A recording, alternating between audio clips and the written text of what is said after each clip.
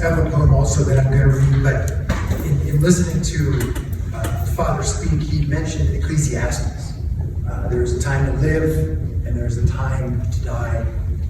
This poem seems to address what takes place in the middle, and it's called The Dash. By Linda Ellis. I'm going to try to get through this in one piece.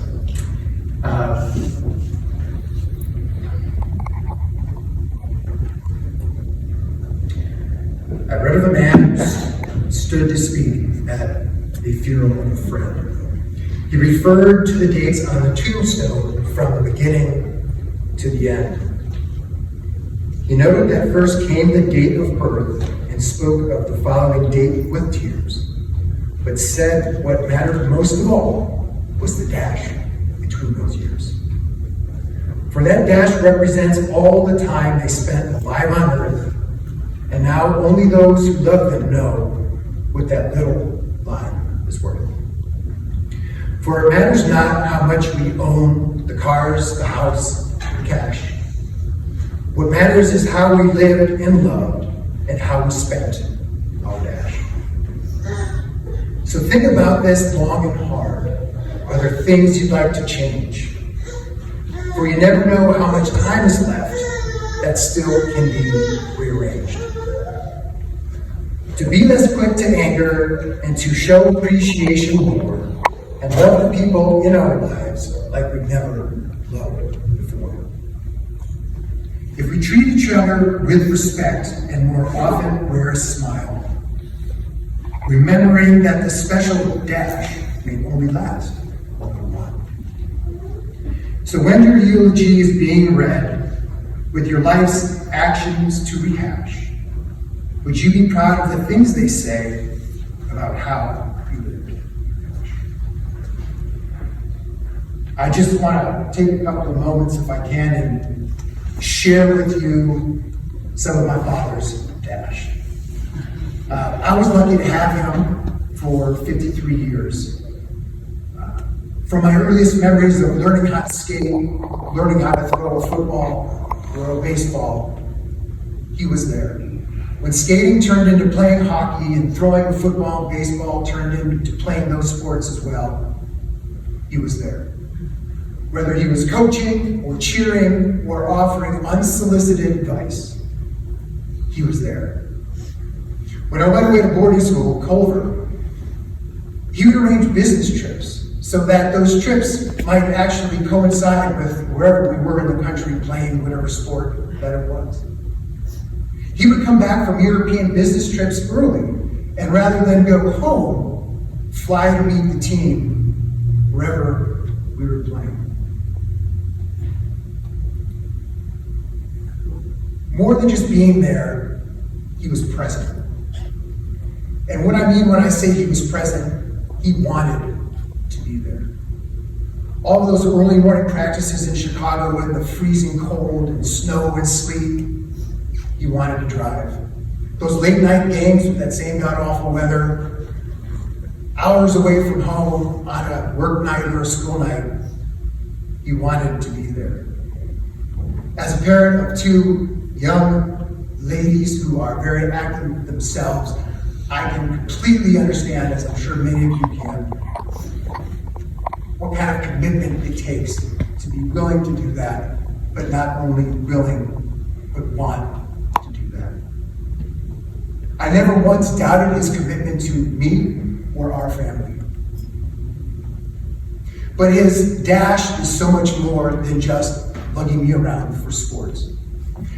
It includes providing a loving home, making sure my sister and I wanted for nothing. It includes the love and adoration he had for my family, my wife, my two kids. It also includes him being, as most of you probably know, reliable, dependable, always there to give you advice, and most importantly, never there to do you wrong. Now, this dash also includes a few things maybe that just hopefully are a small part, like him tossing a golf club at me when I was younger, or even blowing his stack when I would get a math lecture. But those are just small parts of his dash. We've all heard the saying that a measure of a person is what they do when others aren't looking. And the kind of stuff that my father would do along with my mom would be, for instance, things like going to the cemetery where we're going to be headed, and on Memorial Day planting hundreds of little American flags on the graves of veterans. They did that not because they'd hoped to get in the paper or someone would give them a pat on the shoulder, but they did that, and he did that because he thought it was the right thing to do. So that's the kind of stuff my father would do.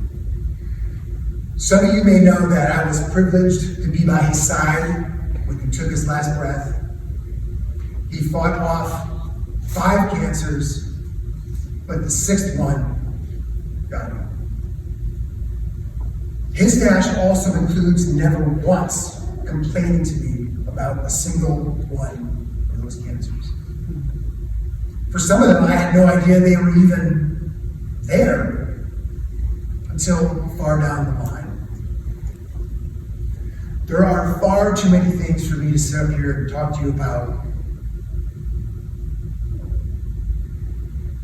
that are included in my father's dash.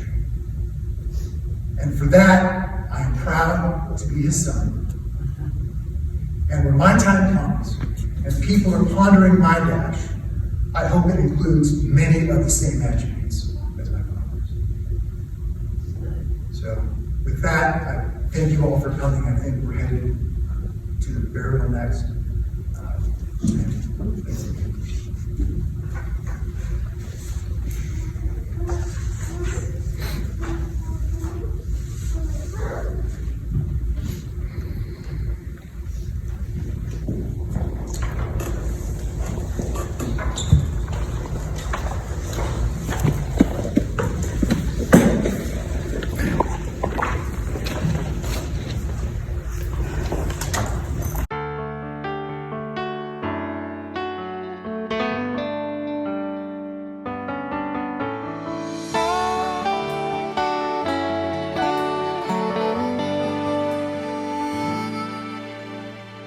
There was a man who stood to speak at the funeral of a friend.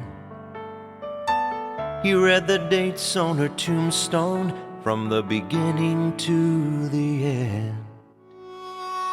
He noted first came her date of birth and spoke the following date with tears. But he said what mattered most of all was the dash between those years.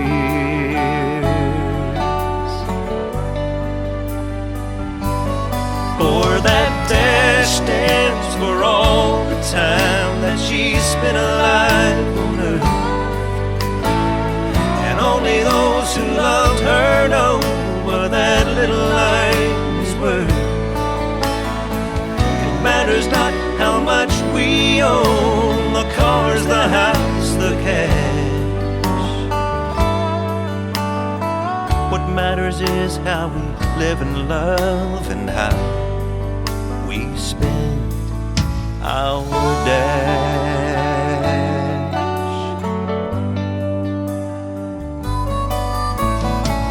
So think about this long and hard. Are there things you'd like to change for you? You never know how much time is left that can still be rearranged. If we would just slow down enough to consider what's true and real, and always try to understand the way that others feel, we'd be much less quick to anger and show appreciation more. We love the people in our lives like we've never loved before. So when your eulogy is read and your life is being rehashed, would you be proud of the things they say and how you spent your dash. 'Cause that dash stands for all the time that you spent alive on earth. And only those who loved you know what that little line is worth. It matters not how much you own, the cars, the house, the cash.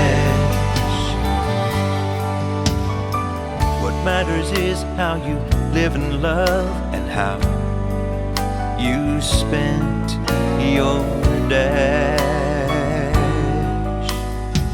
What matters is how you live and love, and how you spent